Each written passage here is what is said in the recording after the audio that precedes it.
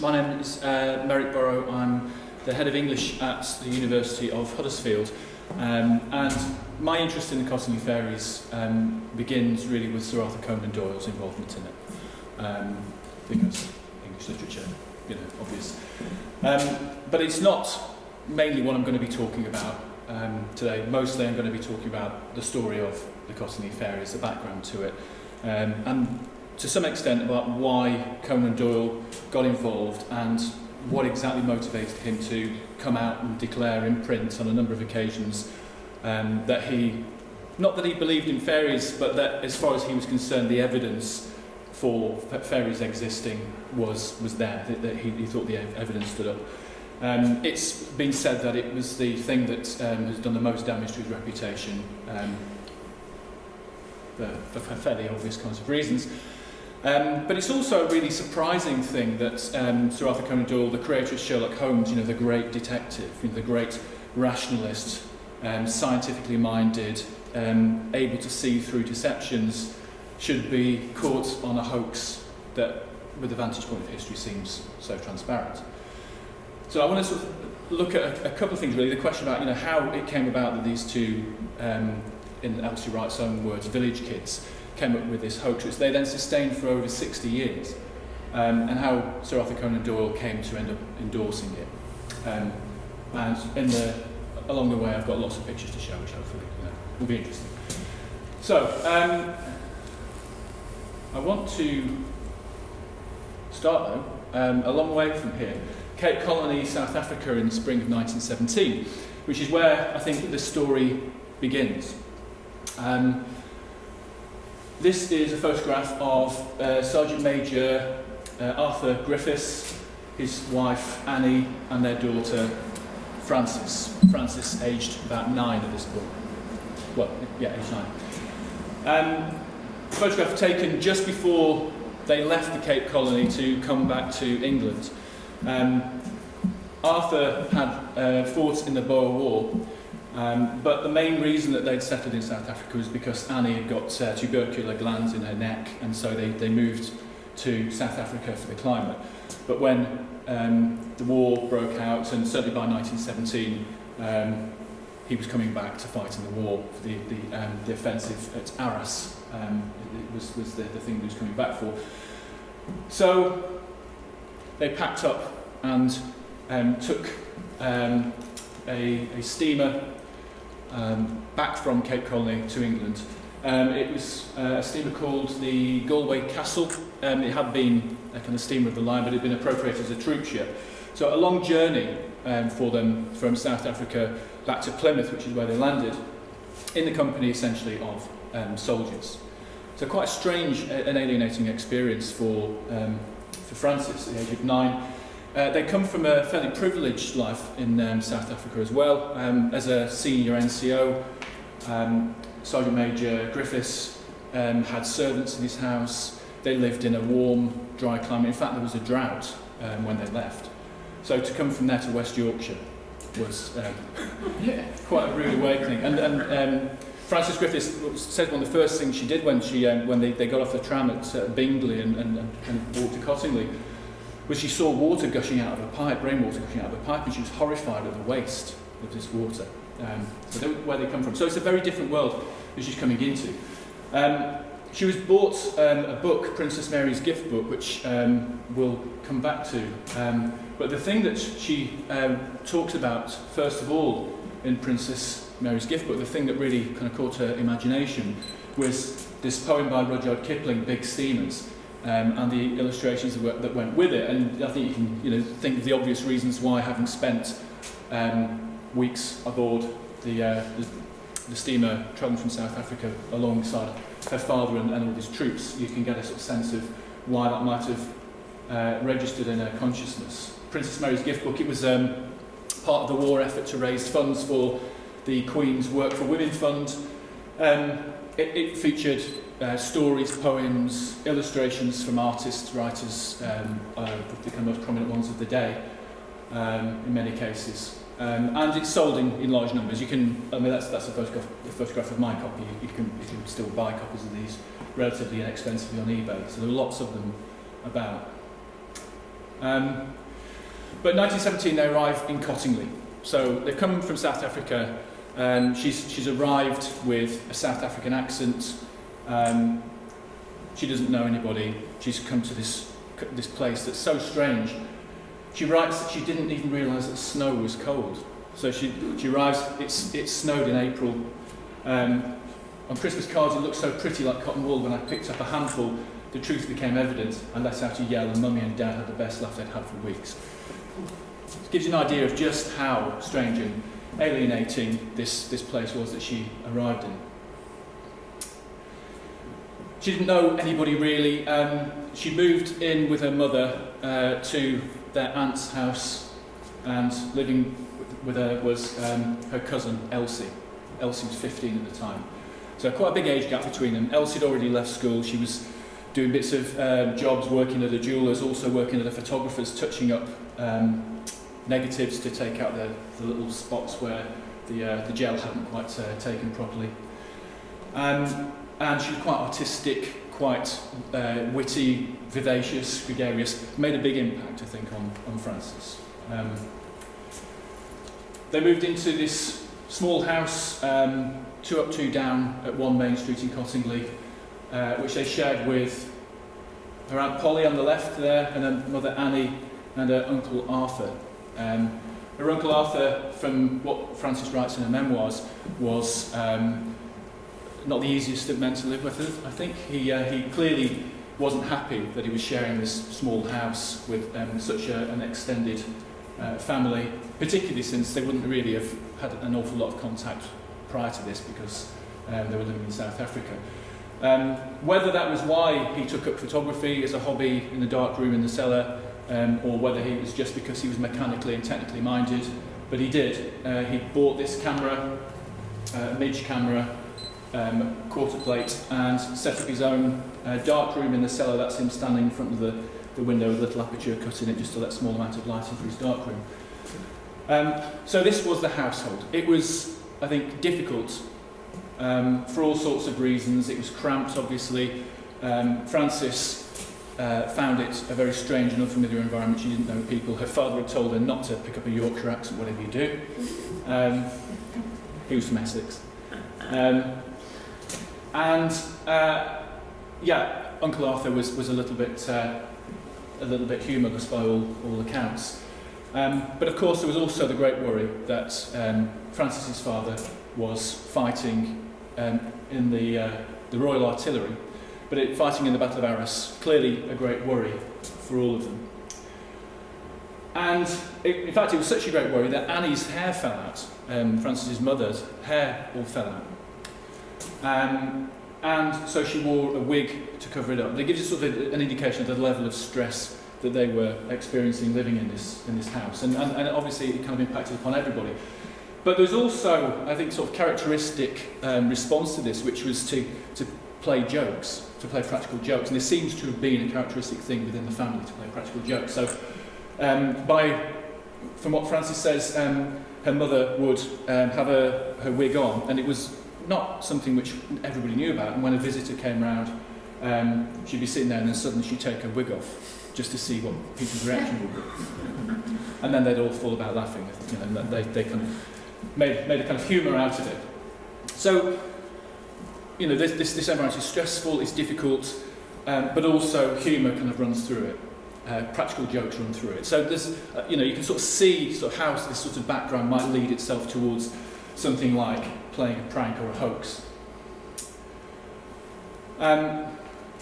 One of the things within the environment that seems to have really registered in Frances's mind when they moved there, as well as the snow and the sense of water as kind of flowing as a kind of waste, was when the snow melted. It produced this kind of roaring noise from the beck, which is directly behind the house. Frances and Elsie's bedroom, which they shared, was at the back of the house, sort of looking over the beck. It didn't have a curtain, so she would lay in bed looking at this, what she describes as a kind of like a black pane of glass, and hearing this roaring noise from the beck. And she says it was a terrifying roar to me when I first came to Cottingley. So the beck, there's a sense in which the beck, the noise, everything about that sort of environment that's alienated is in her mind concentrating on the beck perhaps. But in any case, she comes back to it again and again. Not least because she's quite alone. Elsie is out at work a lot of the time. Her parents are busy doing other things. Her father's obviously at the war, but her mother's busy doing other things. So a lot of the time she spends down the beck either with Elsie or just on her own, with her imagination, passing the time. And it's this spot with the waterfall that the first of the photographs was taken. But something about the beck, about the place, about the space, but also about the noise, I think, and the time she spends out on her own really settles in Frances's imagination. Interestingly, this is from her memoir, which is written some 60-odd years later. So, you have to bear in mind this isn't contemporaneous testimony. This is, her looking back and kind of like reconstructing her childhood memories from when she's, much older. But in her reconstruction of that, when she talks about what she sees, and she maintained that she saw fairies at the beck. They both admitted to hoaxing the photographs, but she maintained that she saw fairies up at Cottingley Beck. But they're not like the ones she describes are not like the ones in the photographs. What she describes are little men. And this is a passage that I think is one of the most interesting, particularly bearing in mind how much time she spent around soldiers. She describes them, up the beck I saw my little men quite often. Sometimes a subaltern alone, but more often with one or two companions.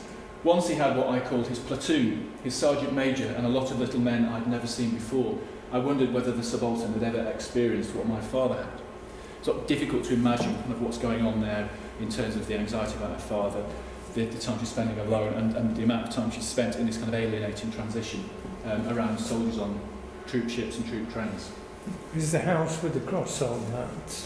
That's Main Street, the one with the house, and I've got another slide that goes through the locations a little bit. Yeah, but that's that one's Main Street, the house there, and then these letters here are the various places where the photographs were taken.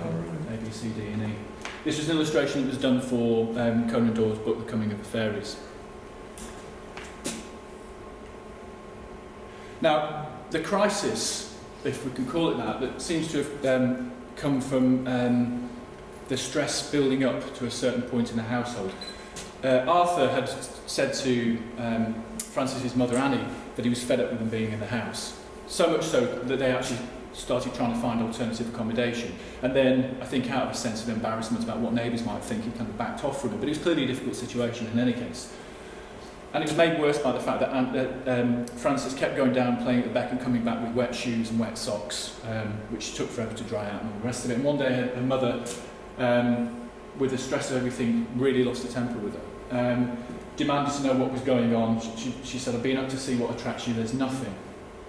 To which Frances replied, I did what I'd never done before. I answered her back yelling, there is, I go up to see the fairies.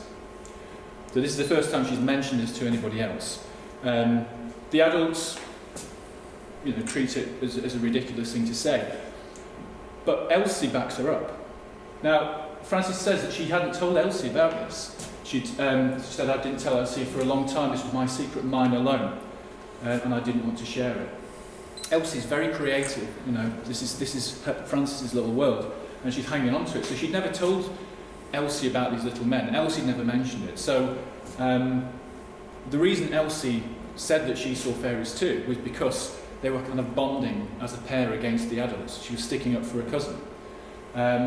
And in order to kind of get one over on the adults who kind of laughed at them, who ridiculed them for saying this, particularly Elsie, who by this point was 15 or 16, and the adults really kind of ripped into them and mocked them for it. So Elsie, being very artistic and of a mischievous bent of mind, decided that they'd have their revenge. And it's to Princess Mary's gift book that she turned for inspiration. Now, she had not seen these little men that Frances talks about, so fairies, in her mind, are fairies. So in Princess Mary's gift book, there's a poem by Alfred Noyes called A Spell for a Fairy, at the end of which there's an illustration.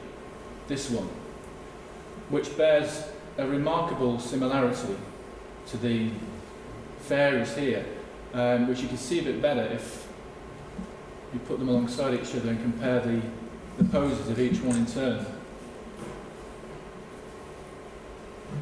They've taken away their kind of diaphanous veils. She's added butterfly wings, but essentially they're the same pictures.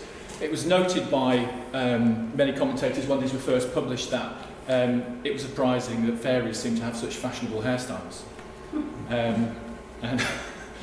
But that people hadn't made the connection to the Princess Mary gift book, even though it was a very, very widely published, widely available book. And even more surprising is the fact that one of the people published in the book was Arthur Conan Doyle, one of his stories, Bimbashi Joyce.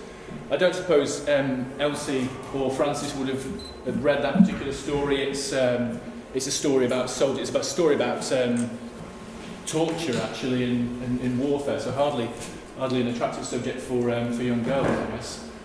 But in any case, Princess Mary's gift book was where Elsie got the designs for the first fairies. Yeah, Conan Doyle said that they were Parisian, their hairstyles, didn't they? That's right, the yeah. first thing they actually said, yeah. Yeah, they did sort of 1920s Parisian kind of hairstyles. I think, one of the fascinating things about this is the way the theories about fairies are developed in order to kind of suit the facts. So the idea that comes from theosophy is that the fairies are given a physical state as a sort of a thought projection. So you see what you imagine a fairy to look like, or something along those lines. So the reason that sometimes the fairies' limbs aren't quite at the right angle to their body, and the reason why they've got these fashionable hairstyles is because that's what's in the mind of the viewer. So it's a fantastically all-encompassing explanation for anything. So that's Main Street, the house there. That's position A for photograph A by the waterfall there, and B where the second photograph that was taken of Elsie with the goblin man or the gnome was taken. At first they just took one picture. Arthur Wright didn't want to land on the camera at all, but they persuaded him, they prevailed upon him. Eventually he let them have one plate and said, if you make a mess of it, then you're not having it again. So they went down, took this photograph here, rushed back with the plate, he developed it, and lo and behold, the figures appeared. He dismissed it, couldn't understand how they'd done it, but didn't believe it for a moment. But they asked for the camera again, and they took a second picture, which was this one here, and that was it. The family demanded that they kind of confess how they'd done it, but they came up with a pact, and Elsie said to Francis, whatever you do, don't tell anybody, we'll maintain this story. And so they did. They insisted that they had seen fairies. They refused to admit to the hoax, partly because nobody had been taken in. I think there was a pride element in this as much as anything else, the fact that they'd gone to all this trouble and the parents just kind of went, dismissed it. So they refused to, kind of be shamefaced about it, so they just maintained the pretense. But the photographs went in a drawer, and that was that for quite a long time. In fact, it was about that length of time until 3 years, 1920, when the next significant event takes place, which is that the two sisters, Polly and Annie, go to the Bradford Theosophical Institute. They'd been interested in theosophy and spiritualism, as many people were around by the time of the First World War. And Annie in particular had taken solace in it. She said that it kind of kept her sane. It prevented her from becoming an atheist, I think she said. But they took solace in it, and they used to regularly attend public lectures on all sorts of subjects, including one evening in 1920, on a Wednesday evening, I think, a lecture about fairies. And they went along to this. And afterwards, they started talking about the photographs. And somebody overheard them and said, what are these photographs? And one thing led to another, and they got contacted by this man, Edward Gardner, who was the General Secretary of the Theosophical Society of England. And he came up to Cottingley and asked if he could borrow the negatives, which they agreed to. Now, Gardner did believe in fairies. He was a theosophist, he was deeply sincere about it, and in that particular religion, fairies are a part of the natural world. They are, they have a job to do. They make flowers and trees grow and what have you. They're kind of like wood sprites or something. So for Gardner, this is a real phenomenon. He believes that there are fairies and that there have always been fairies, but he's excited because this looks like it might be the first time that somebody's actually caught one on photograph. And it's, photography is a new thing. It's a modern world, and it's not about somebody, saying they've seen a fairy. Here's a photograph. The camera doesn't lie, right? But obviously, he wanted not to be a dupe, so he asked them questions. He asked them about whether they wanted money. He asked them if they wanted fame. They didn't. They wanted to be anonymous. They didn't want any money. So immediately starts thinking, well, maybe there's something in this, because he admitted that the two probable motives for fraudulent work, namely money and notoriety, were obviously quite absent. So he was convinced that neither Polly nor Arthur Wright were themselves involved in the fraud, which indeed is true. They were. The next thing he did was had the photographs examined to see whether they'd been mocked up in a studio, or whether there was any kind of sophisticated work that had been done on them, because he suspected this might be, a sophisticated hoax that had been set up by people who wanted to catch out theosophists or spiritualists and prove them to be dupes. So he sent them to this photographic expert, particularly adept at producing fakes, actually, Harold Snelling. And he sent them to him, and Snelling declared that they were single exposures. They'd been taken out in the open air. There was no evidence of any kind of work that had been done on them afterwards. They'd not been touched up in any way. They were just, photographs, which of course they were, because that's not how they were faked. They were faked by drawings stuck into the ground with hat pins. So, so far everything checked out. Enter Conan Doyle. Now, one of the things that I should say about Harold Snelling's involvement is that Edward Gardner gave Snelling two jobs to do. One was to determine whether the negatives were fakes. The other was to improve them and produce some plates which would be suitable for him to show as part of his lecture slides.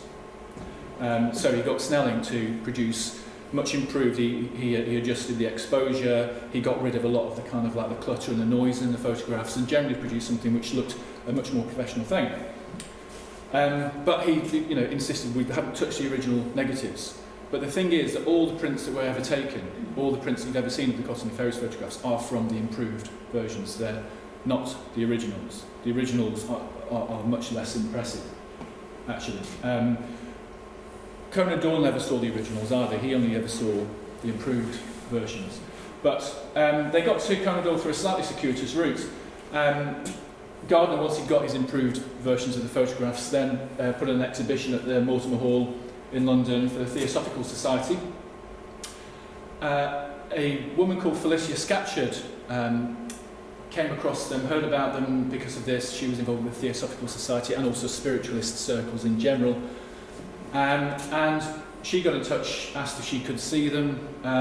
They were with Gardner's sister-in-law, I believe, at the time. But she also told David Gow, who was the editor of Light magazine, which was the official magazine of the spiritualist movement, and David Gow, who happened to know that Conan Doyle was in the middle of writing an article for the Strand magazine about fairies and folklore, got in touch with Conan Doyle and told him about it. So Conan Doyle got in touch with Gardner, they met up, and they decided that they would proceed to investigate together. Only Conan Doyle was about to embark on a lecture tour about spiritualism in Australia. So he left instructions with Gardner, go up and see them, investigate, and he flew off. Well, didn't fly off, obviously. Got on a ship and sailed to Australia. And left Gardner to deal with all the practicalities of coming up to Cottingley and dealing with the negatives and all the rest of it. Now, Conan Doyle very much kind of at arm's length at this point. Now, there were voices of caution, and it has to be said that Conan Doyle didn't just kind of walk blindly into this. He was sceptical from the outset. He thought that it might have been a setup, that somebody was trying to entrap him, because he was the most well-known proponent of spiritualism at the time in the world. He thought that there may well been a kind of like a trap, or it may be that there was some other kind of motivation at work. And he looked into this. One of the people he asked to investigate was a man called J. Arthur Hill, who was a local man who lived in Thornton, just not very far away from Cottingley at all. And Arthur Hill looked into it. He looked at the photographs. He sent them to photographic experts that he knew, and what he came back with was that these are pieces of paper that have been, coloured in and cut out and stuck in the ground with hat pins or something like that. That's how it's been done. They're fakes. Don't put your name to it.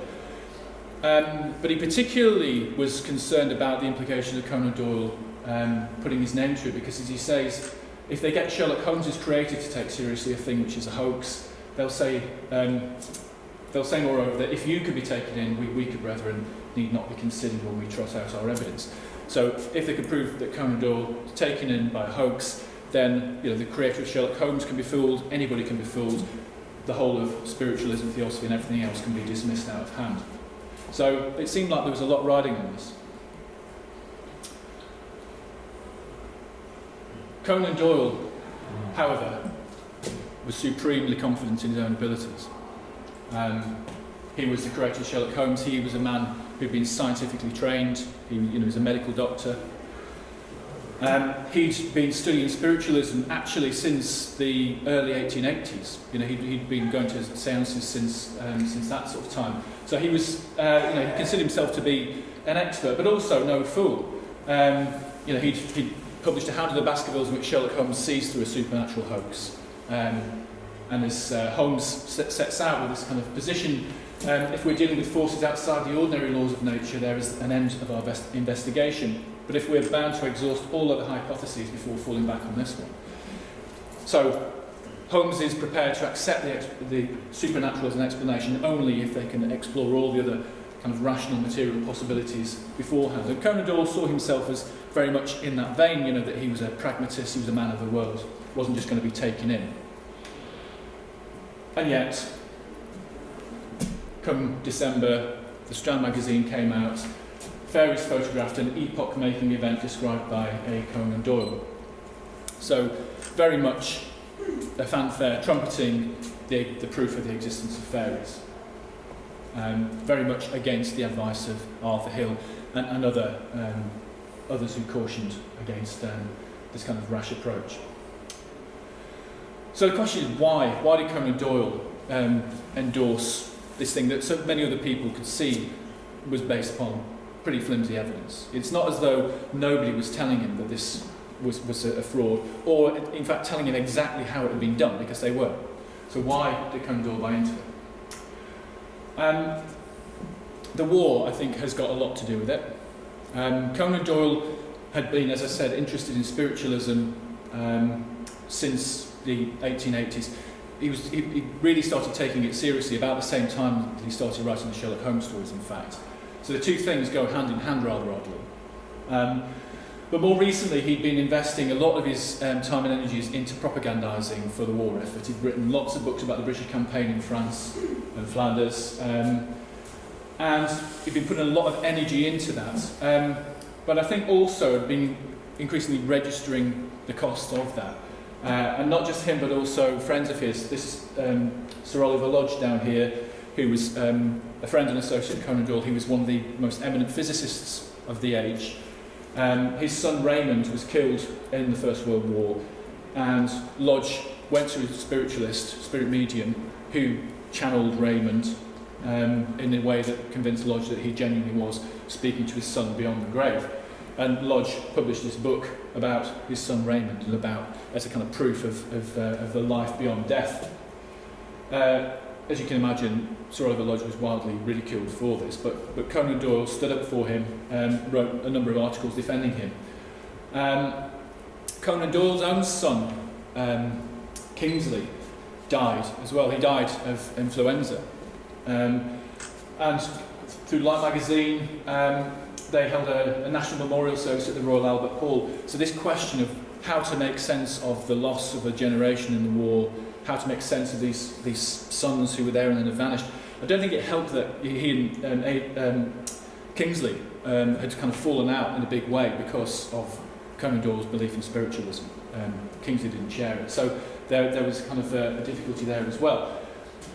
But where Conan Doyle had been interested in spiritualism from the 1880s, by the time we get to around about the middle of the First World War, he finally decides he's going to get off the fence. He's become a convert to spiritualism. And he starts writing, not propagandising for the war effort, but propagandising for spiritualism. The vital message, are the dead really dead?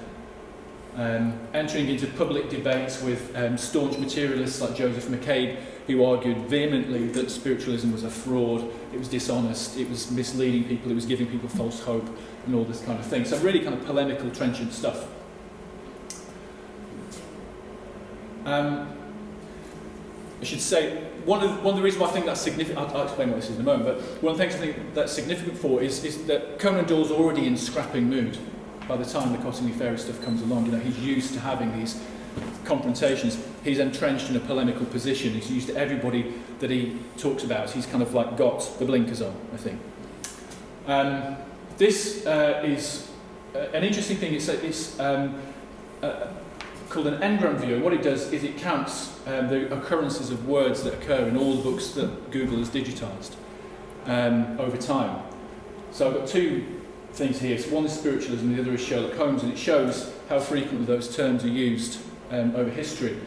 Well, forget about Sherlock Holmes, but spiritualism is interesting. Spiritualism began in 1848 with the Fox sisters, who claimed that they could communicate with a poltergeist, effectively, that was tapping, and they sort of tapped back and started exchanging messages. And it, as you can see, from virtually nothing, around 1840, it suddenly spikes up. Suddenly there's lots and lots of stuff being printed about spiritualism. And that takes a really big upsurge from the early 1860s, which is the American Civil War. So suddenly there's lots and lots of people having family members killed, trying to communicate with the dead. Spiritualism has this huge surge in popularity, which pretty much tails off after the end of the Civil War, and goes down and down and down and down until we get to the First World War, when, surprise, surprise, it goes back up again. And interestingly, as a kind of vindication of Arthur Hill, I think, we see it drop down again to pretty much the same level it was before the First World War, just after 1920, which is almost exactly coincides with when Conan Doyle published the articles on the Cottingley Fairies. So there is, that in itself makes pretty strong evidence that J. Arthur Hill was right, that Conan Doyle pretty much discredited the whole spiritualist movement by publishing the Cottingley Fairies stuff. One of the other reasons I think that Conan Doyle got interested in and kind of put himself behind the Cottingley Fairies, as well as the fact that he was in this kind of, you know, mentality of kind of having these polemical arguments, was to do with photography itself. The early spiritualists had used things like this, the planchette, as a means of communicating with the beyond, with the spirit world. And the idea was that, you know, you're not moving it, you're just touching it, and it's the spirits that are moving it. So it's some kind of mechanical intervention between you and the spirit world that suggests that, you know, it's objective in some way. People used that for a long time, but then suddenly somebody came up with the idea of spirit photography, that they would take you a photograph, and then when the photograph was developed, you would find, as in this case, Conan Doyle's dead son. So spirit photography becomes a hugely central thing to the spiritualist movement, because it seems to provide some sort of objective evidence for the spirit world beyond. You know, this seems more credible than somebody moving around a planchette, because everybody thinks, well, you know, you might just be doing that on purpose. But with spirit photography, you have people setting themselves up and saying, you know, I will take your photograph. You give me the camera plates, I'll take your photograph, and we'll develop that, and we'll see what appears. And lo and behold, it's your dead son. Conan Doyle wasn't the only literary figure. W.B. Yeats also had spirit photographs taken. It was quite a big thing. And the man who was probably the most famous man in England doing this stuff at the time was a chap called William Hope, this chap here. And he's doing great business until he met this chap, Harry Price, who was a friend of Houdini's, a member of the Magic Circle, as well as the Society for Psychical Research, and was setting out to expose frauds and hoaxes. So he gave William Hope a negative plate to take his photograph, but what he didn't tell Hope is that he'd marked the negative plate with X-rays, and then he gave him the plate. When he got this back, which had this spirit presence which had revealed itself at the side, the X-ray markings were not there. So he proved that there'd been a switch. And he published this in a book, Cold Light on Spiritualistic Phenomena. So this was all going on at the same time. Houdini was trying to get spirit photograph negatives out of Conan Doyle at this time when the Cottingley Fairies photographs arrived. So this is absolutely the context in which what's going on. And Conan Doyle cares about this in a way he didn't really care about fairies. He really cared about spirit Conan photography. Doyle always supported Hope, didn't he? He did. Yeah. In fact, in this book here, The Case for Spirit Photography, he published a book where he tried to counter the evidence of Harry Price's investigation. And that very much forms the backdrop. In fact, the cover of the Coming of the Fairies is exactly the same cover as that. But he was sufficiently chastened by this to try to use some of the same techniques that Harry Price had used, but in this instance to try to vindicate the Cottingley Fairies case. So they got a new camera, better quality camera.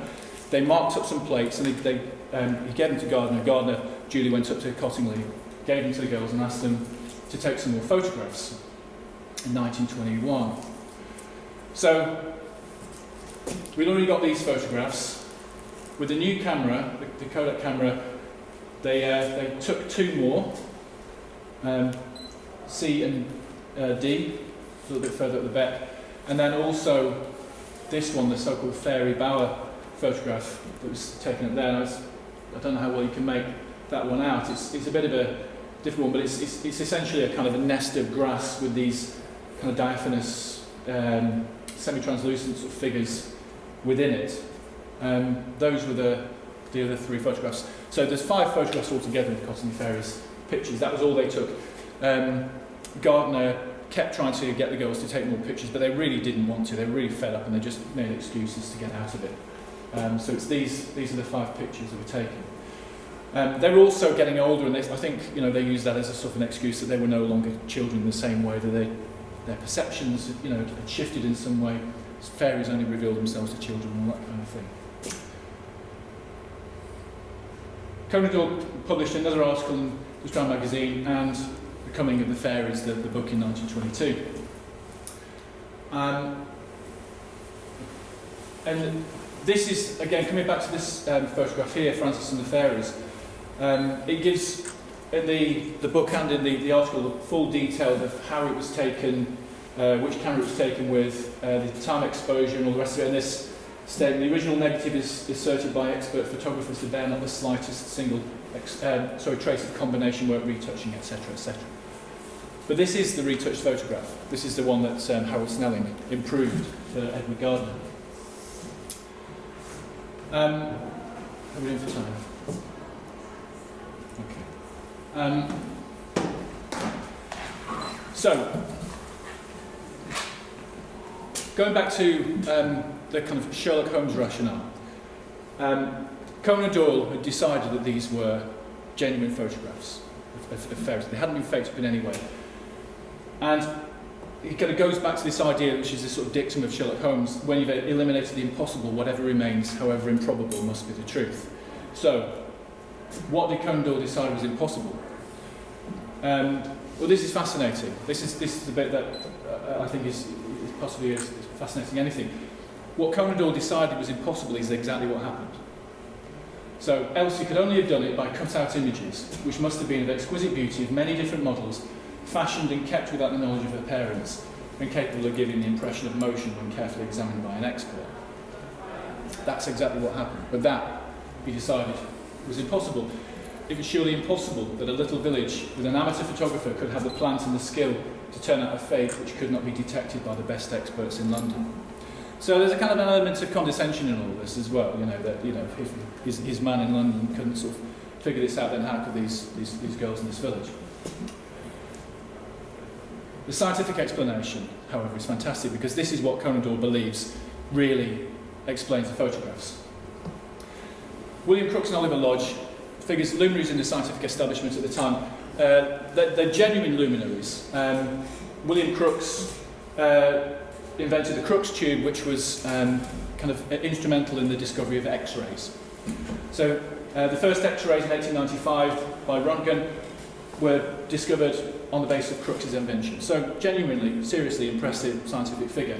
Sir Oliver Lodge, also an eminent physicist. And Conan Doyle's really kind of excited by the idea of spectrums of radiation that goes beyond visible light. What if there are things around us all over the place that we can't see, just because we can't see that spectrum? You know, we can't see X-rays, maybe we can't see fairies, because they exist on a different wavelength. They have what he calls a higher rate of vibrations. And he does this sort of comparison between moving from one element into another, moving from the air into the water, the dividing line like the water's edge. By raising or lowering the rate of vibrations, the creatures could move from one side to the other of this line of material visibility, as the tortoise moves from the water to the land. And he says, children claim to see these creatures far more frequently than adults. This may possibly come from greater sensitiveness of apprehension. So children and cameras pick up these wavelengths of light, but adult eyes can't. I mean, it's very plausible, isn't it, in a way? And my favourite, it's likely that some sort of psychic spectacles, inconceivable to us at the moment, will be invented, and that we will be able to adapt ourselves to new conditions. So it's essentially a technological problem. You know, Crookes tubes discovers X-rays. Now we can see X-rays. We need psychic spectacles. Put them on, and then we'll all be able to see fairies just like these children.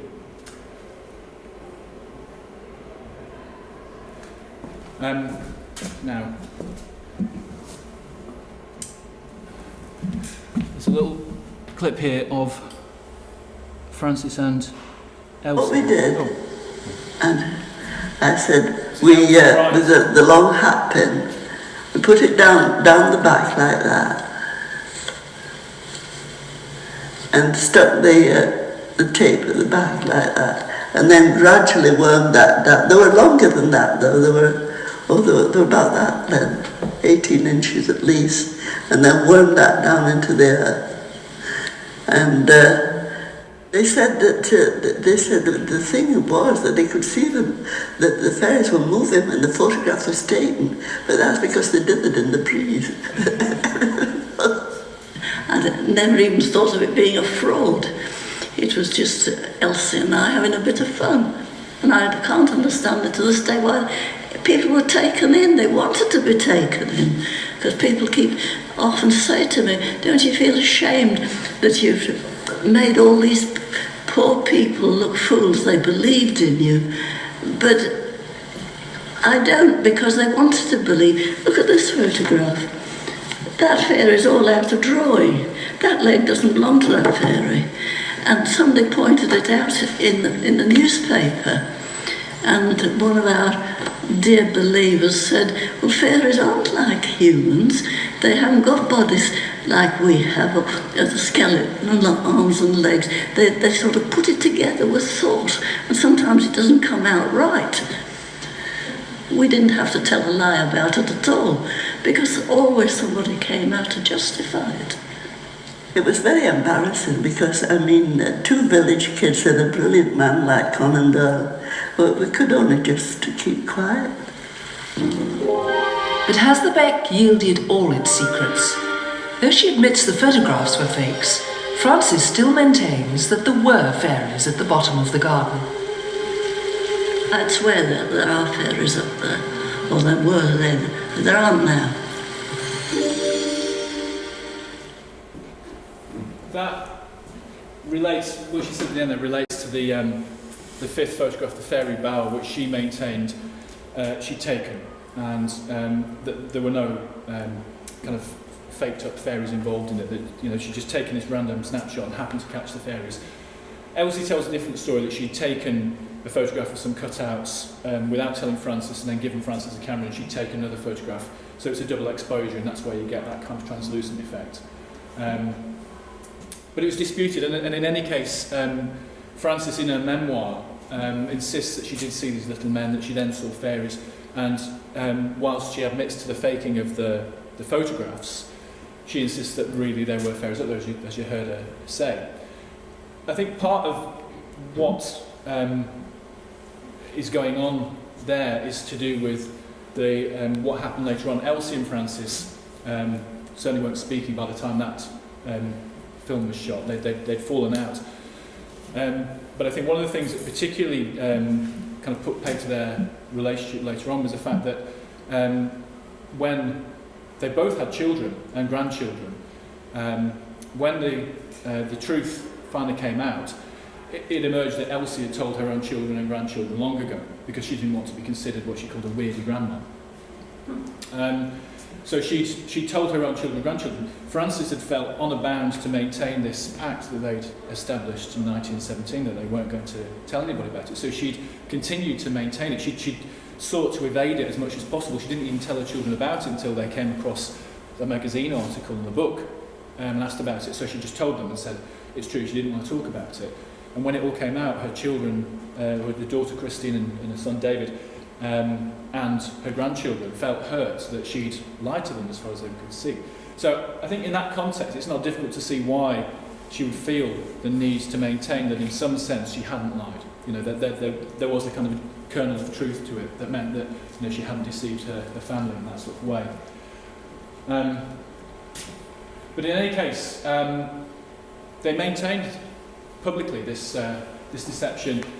Originally, they wanted to not embarrass Conan Doyle or Edward Gardner, who actually went on to live for a long time. He lived into the 1960s.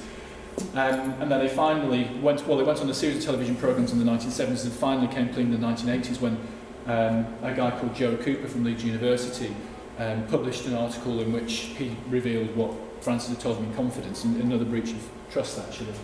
And at that point, there was no point maintaining the illusion anymore. But Geoffrey Crawley, who was an expert photographer and who examined the negatives forensically to sort of try and piece together what the fraud was, how it had been done, wrote, and I think this is a sort of fitting kind of way of rounding off, really. If you take as a criterion of success coverage in the national media in column inches and television time, quite apart from articles, books and having a street name to commemorate your efforts, then Elsie is by far the most successful photographer in the craft's history, with the first photograph she ever took. That one. There was a letter that she sent to the child, wasn't it, Frances, to Johannesburg to a friend. Didn't she include the Cottingley Fairy then? And would that have been one of the original ones, the ones that Arthur? That is one of the son prints, one of the original contact prints, and she did send one, and to a friend in Johannesburg, wasn't it? There was a friend in Johannesburg. She didn't see them in South Africa, did she? You know, but she saw them in Yorkshire. Yeah. Yeah. So that's like, you know, you're saying about maintaining it. It's like maintaining that, wasn't it? You know. Yeah, absolutely. Being a child. I mean, when she wrote to a friend in South Africa, it was quite early on in the whole thing. Yeah, it was kind of like part of the game. Before that happened, yeah.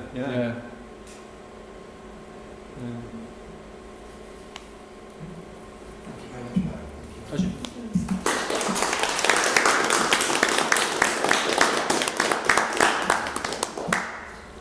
Does anybody else have any questions? What's the originals? Where are they? That's a really interesting question. So, Edward Gardner had the original negatives sent to him.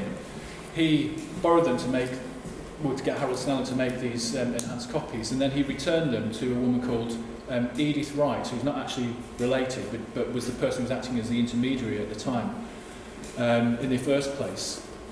He sent them back to her, and then Geoffrey Crawley, who wrote that article, felt that the trail went cold at that point and that they must have been lost. But actually, there's a letter in the Brotherton Library where she wrote to Gardner again saying, "I've got the plates again, do you want them?" And that's the last evidence I can find of the actual originals. But there was a box of photographic stuff related to the Cottingley Fairies that was sold in 2001 at auction to what at the time was an unknown buyer, but has just surfaced, and I'm in contact with them now. And it's a fairy museum in Japan, the Utsunomiya Fairy Museum. They have acquired this box, and it contains a box of 5 glass negatives. Now, whether they're copies that are made from those ones that are in the Brotherton, whether they're kind of like a previous generation, or whether they're the actual originals, I don't know. The originals could have been lost because the family didn't particularly value them at the time, so they could have just got in the bottom of a suitcase, got crushed, and that's that. But they might tantalisingly be in Japan. No. I quite by chance ended up in contact with them about a month and a half ago, and they're in the process of digitising them. So I'm kind of waiting to see what appears in my Dropbox folder. But Bradford has the original cameras, don't they? I don't Well, know about the plates. That's another one. So Bradford, the National Media Museum have got the Midge camera, but there were actually two, and it was Arthur Wright's brother, or brother-in-law, I forget which now, uncle somebody, but he had these two cameras and he wanted to sell it. Yeah. They got the one, and the National Media Museum have got one, but there's also a Midge camera in that case that says at the museum in Japan as well. So which of them was the one that they actually used, or whether Gardner just got a replica or what, I don't know. Because in that display cabinet there's two cameras, so I've always presumed it was the original Arthur Wright Midge and then the one that Gardner lent him, because there is two. No, I think that's right. I think that's right. There's a Midge camera and then there's that one with the bellows, kind of full of bellows. Which I presume is the one that which is the one that Gardner. That's right.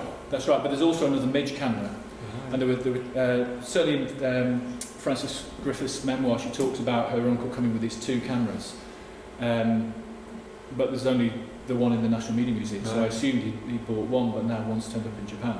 Yeah. So, and that belonged to Gardner. So I assume that might have been one of the pair. Yeah.